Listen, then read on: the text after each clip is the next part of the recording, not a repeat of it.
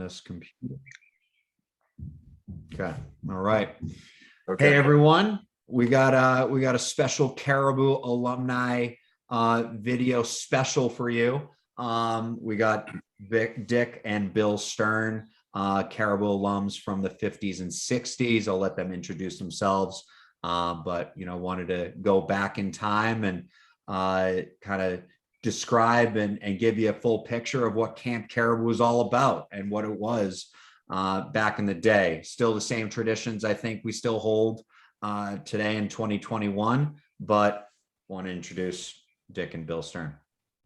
I'm Dick. I am 81 years old. I grew up in Elkins Park, Pennsylvania, a suburb of Philadelphia. And there were a couple of kids in the neighborhood that went to Caribou. And my parents were interested in Caribou. Both parents, Bill and my parents, went to camps in Maine. And camp in Maine for them and for us was just terrific. So I went in, I had to beg for a year to go. I started in 1951 at the age of 10 and a half. I went there for maybe 4 or 5 years and then became a counselor in training and eventually became a counselor. And my fondest memories, I think, were learning how to paddle a canoe and go on trips. And it stood me in great stead for many years. I was in the Army, taught me how to live with a group in the Army for a short period of time. And I teamed up with my college buddies for years and we went hiking and canoeing and kayaking, and all of that was learned at Caribou. So it was just a wonderful experience, and I treasure it always. Awesome. Thanks, Dick. Bill? And of course, I found out about Caribou because my brother went there, because I'm 4.5 years younger. I'm 76 now. And I don't think I saw it until I was 12, actually. And I went for 4 years and then a 5th year as a counselor in training, and then went away and worked at home in Philadelphia and came back as a counselor for 1 year whilst I was at university. And my recollection is that it was just a magical place, because you had these friends that you saw for 8 weeks a year, and then you didn't see them for, what would it be, 44 years or something? Yeah, 44 weeks, and hardly any communication. And then suddenly you were back again and they were your pals again almost immediately. And it was just great. I just very close relationships and lots of fun. And I learned things there that I never would have learned anywhere else. I mean, again, how to paddle a canoe, but sailing was one of the things I was most fond of. I loved archery, and was quite good at archery. Maybe that's why I liked it. I don't know. And of course, lots of life-saving, swimming, diving, things like that. It's just great fun. And I do remember Dick and I were talking about it the other night, that they had a war canoe, which was a big long thing with, I don't know, maybe 20 people could paddle it. And we were saying that we both thought it leaked, and we remembered that it was only brought out for the camp photographs, and then we never saw it again. So that was, and there was a special time at the end of the season when we got our patches. I don't know whether you still give them out for activities that you've taken part in and done well in, and it was a treasured experience. In the evenings, I don't really remember. I think there was lots of ping pong and that sort of thing, I think, in the evening when it started to get dark. Maybe singing sometimes plays and that sort of thing. And the other thing I learned at Caribou, which has lasted me all my life, is how to play cribbage, because Doc Du Bois, who ran the place, loved cribbage, and we'd sit down and play, four of us, and that was one thing we did in the evenings a lot too. Amazing. So do you we would remember get up who was the director, owner director? Goddard Doc, Du Bois, Doc Du Bois. He was a teacher in White Plains, New York. Got it. And do you yeah, remember? Go ahead. well, he had a doctor in education. I think that's what he wasn't a Yeah. medical doctor. Right. Yeah. Okay. And do you remember the wilderness trips that you went on? Well, we went to Tumble Down Mountain. Okay. I don't know whether that we did hiking in the Appalachian Trail, Saddleback, Bigelow. I don't think I got to Katahdin. Maybe Bill did. No, but we canoed all up in Moose, way up near Jackman, Maine. Yeah. So it was those kinds of trips that were just magical for me too. Yeah. It was just fantastic. in my first year with the youngsters, we had we were sort of introduced with a trip on the Kennebec, and in those days it was, I don't know whether it still is, but it was very red, very brown from the logging, and there were logs either side of the river. And on this introductory trip, we the canoe we had a big rainstorm, and there was quite a heavy pull on the river, and the canoe with all the food in it capsized, and all the food was lost. And I was telling Dick about this, except for some bread that stayed dry and jars of mustard. So we got ashore somehow and ate mustard on bread, and it was the best tasting food. I still remember it. It was French's mustard, and it was delicious because we were all so hungry. And then eventually they came and got us and took us back to camp soaking wet, but that was great. And then later on, it was the Belgrade Lakes, which was lovely. And we camped for 3 or 4 nights. I think that was the extent of my canoeing. And climbing, was it Sugarloaf or Tumble Down? Tumble Down was the easier one. But I remember being, it was the beginning of the term, and I was pretty weary. But by the end of the summer, of course, I could have run up the mountain because I was in such better shape. But as a little kid, to start with, it was pretty exhausting. Nice. Well, the big event, was swimming the lake. We had to swim the lake to qualify for various things, and it was, working up to that event was a little bit hair raising, but we did it. Yeah. I did it. Yeah. And then I remember aquaplaning, learning. We didn't have water skis in those days, but we had an aquaplane which was attached to the boat with a cord, and I would get on this guy's shoulders, and we would parade around the lake with Doc driving the boat. Yeah. And it was quite exciting. That's amazing. Yeah, so we do the St. Croix River, we do Tumble Down Mountain, we do Camden Hills, we've done day trips to Sugarloaf, we do Mount Katahdin. So all those same trips still kind of hold up, and great trips, and all ages are going on these overnight trips. Some day trips as well. We've got water skiing now. I don't think we do aqua gliding, but I've got some photos that I pulled up from the era, and maybe it should. I have this collection of badges that I have here. So amazing. Hopefully you guys can see it. Can you guys see these photos? Right.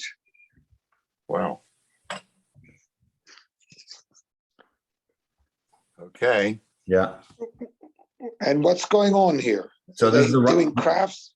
This is the rifle program. Rifle. Oh, of course. Yeah. Yes. Yeah. Yes. Yeah. My brief experience with the National Rifle Association.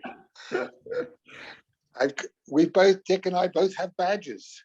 That tractor, I drove that tractor. Let me just see if I'm in that. I had a very wild experience on that tractor. That's amazing. Yeah. That's Well, where that's construction. Yeah. That's Is that the that's where you. infirmary? Yeah. I think And I that's the infirmary. believe for the campers back at home, in the back there, that is the infirmary. So, Right. so if you know that hill that you guys are going up, you know, when you first enter camp, that's the infirmary. Obviously, it looks a little bit different, but yeah, that tractor. I think Bill's got some history on that. I don't think we have that thing anymore. I think I talked to him about that. Yeah. Yeah. Yeah. Yeah, Dick has a patch for construction, Okay. and that's probably what that was. Yeah. The world is a lot better off with me not being in construction. I got the bunk line, the junior bunk line, and I believe these are bunks 4 through 4, 5, and 6, which is what we see here. Right. And So starting at from the water going up, Yep. what would the first number be? 9. water up. I don't. Back in the 50s, I'm not quite Yeah. sure. Now it's bunk 9 on the left hand Okay. side. It's Yeah. All right. still Okay. bunk 9. It was bunk 9. Okay. I think Dick was a junior counselor in bunk 9 at some point. Okay. I got to ask. I rumor has it. Were you guys doing calisthenics when you woke up? You know, in the morning before breakfast, or no? I don't think Definitely not. Okay. All right. We did reveille and all of this, raising the flag. We did that, saluting. Yeah. Yes. Great pictures. Yeah. So, So- who's that? What year is that? Is that ours? This is early, so this is like this Yeah. was 57 or 58. Right. Well, that's Doc Du Bois on the left there. Okay.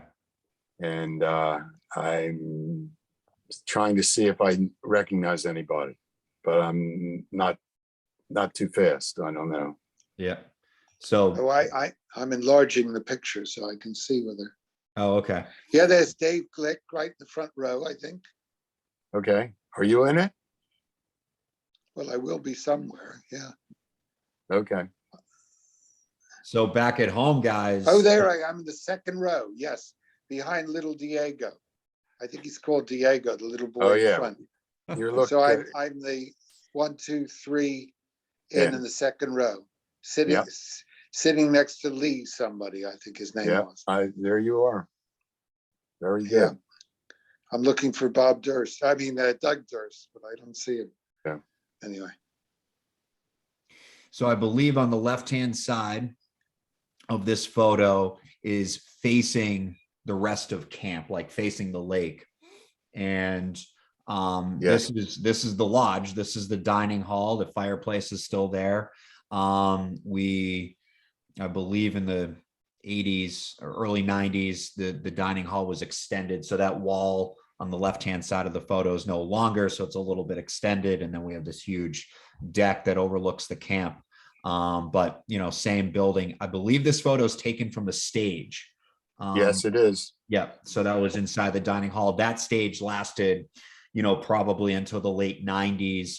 Or early 2000s. And then we built the gymnasium, which now has a stage. So obviously in that stage area is more dining. So we never actually dined in there. That was the theater area. Yeah, and we dined behind it, and on the other where side. where the boxing matches were and this sort of thing, because the tables are in the distance. Yeah. And I can see Bill Wargo, the head of the Waterfront, sitting in the back row in that left-hand section. I can too. Wow, that's exciting. Yeah, there's Doc again. Yeah, exactly. I think he was a PE teacher. Okay. He was. Yeah. So I believe this was in this building is still around. This is now our theater. And we have like stadium seating in it and, you know, do small camp productions in it.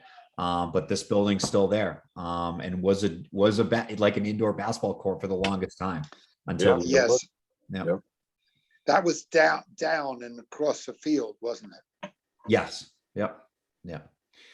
So I know you spoke. You had fawns on camp, correct? We did. We did. Look at that. Isn't that great? That's a lovely photograph. I'm not sure I recognize. Oh, and Sorry. there's baseball.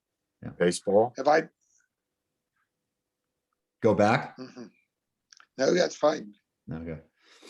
So yeah, this is the large baseball diamond, guys, and then the tennis courts. The baseball diamond and the tennis courts are still in the same position they are now.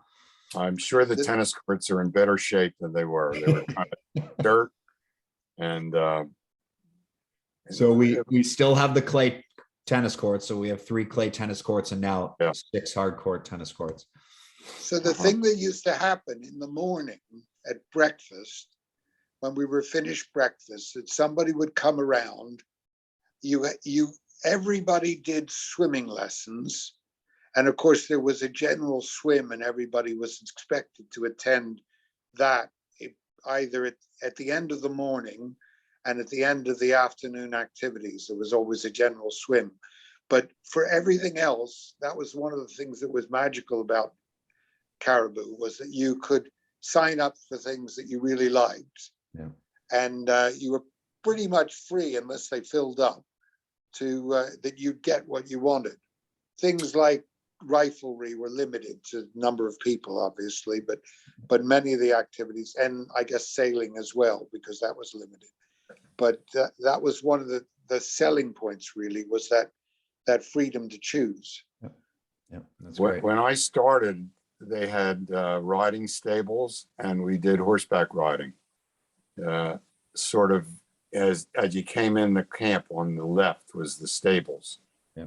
And I don't know how long that lasted. I don't know that Bill did riding. No, that wasn't there when I was there. Yeah. I think that was that was in the early years. Yeah. So tetherball. Yeah. Still popular. This is right in front of the dining hall, I believe. Right. Exactly. Yeah. It is a great picture. Yeah. So do you still have a gong to wake people up, a big railway tie hanging up? We have, it's now a huge bell that you can hear throughout the entire camp, basically. Right. And I believe Al and Evelyn Lerman, Bill's parents, they found the bell at some antique shop, I believe. Right. And we've had that bell ever since. Right. Lovely. So I believe this photo is taken from like on top of the dining hall. I think it is. Has to be. And, now it's like, where that, you got the trees right behind the flagpole. That's where the director's cabin is. Wow. Right next to that, to the left of that tree is gone. That's now the hockey rink. And those sets of trees on the left-hand side is now the ropes course. So, okay. So the director's house, that wasn't there for most of I think the Gossmans built that. When they bought the place from Doc Du Bois, they built the director's house near the flagpole. Yeah. Because prior to that, they were all living in those back cabins, sort of near the infirmary, I think. Now, was there an A-frame? I don't think so. No A-frame.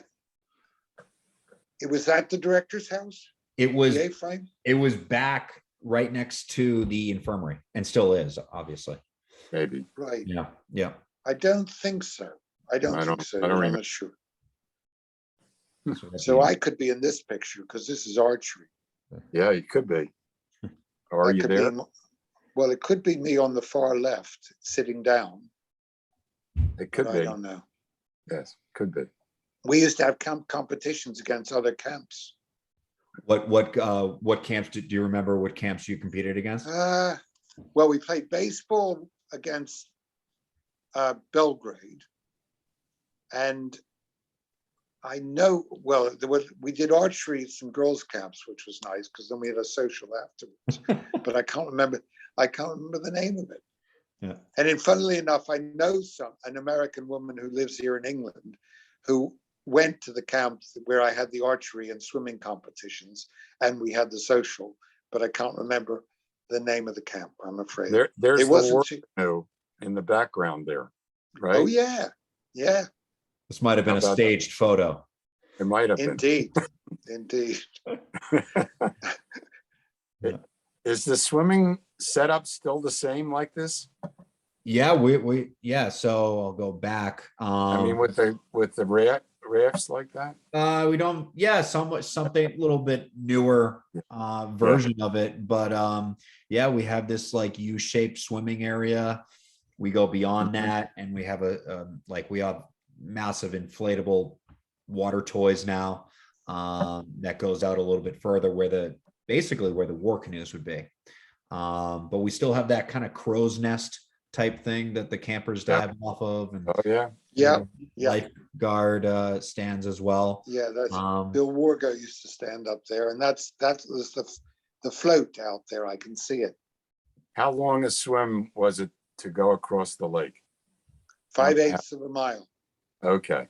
That is good memory. That is, wow. Very good. Yeah, we still. Well, I was the waterfront reporter for the the newspaper. So I was, one of my big excitements was reporting on the people that had swum the 5/8 of a mile. And I think in the next picture is your friend Peter Biskin in the on the side, but I'm not sure. I thought I saw him. Maybe not. I don't know. That's Bill Wargo there, I think, on the left there. Yeah. Okay. But we still do the lake swim. You got to do the lake swim to get to the next swim level, the green area. Right. So we keep that tradition alive, which is great. And there's your war canoe. Yeah. And I assume that your kids go out, most of them go out with some sort of life belt on or something, do they? Of course. Yep. Yeah. We never did. None of us did. Bill. Couple sailboats. There they go. That the building that's on land. What was that, like an arts and crafts wood shop? Yes. Yeah. That's my recollection. It was. Yes, that's right. And to the left was where the canoes were. Yeah, that was like a boathouse pavilion type thing. Yes. Yeah. Yes. And there was a point over there that people used to fish from as well. Yeah. Mm-hmm. Yeah. There we go. That's the aquaplaning. Yeah. Amazing. Just a little overhead shot. That's nice. This was from 67, I believe that this was. Right. We're getting on now. Yeah. Yeah. Mind you, that's not far off the time I was a counselor there. When you worked as a counselor, were you teaching a specific sport or activity, or were you I think I did sailing and swimming mostly. It was mostly waterfront stuff. Nice. I did swimming. Mostly waterfront. I got these water safety instructor licenses and so forth for doing that. And then, you know, what I learned at Caribou, that's Bill Whitaker there. Okay. It was like the camp person, as I recall. And going into the woods like this, what was that? That looks like chapel. Chapel. Okay. Maybe on a Sunday. Yep. Non-sectarian, beautiful setting. Yep. It was look how pretty that is. Yeah, it was lovely. Chapel was a nice place. Yep. Okay. So something we haven't done at camp, a little scuba diving, I guess. Yeah, don't. This under the Gossmans? Must have been. Yeah. Because I don't this is we didn't do anything like this either. Okay. But yeah. Okay. Theater. Yes. Nice. So that's the other end of the lodge or whatever. Right. Yeah. Okay. Boxing. Yeah.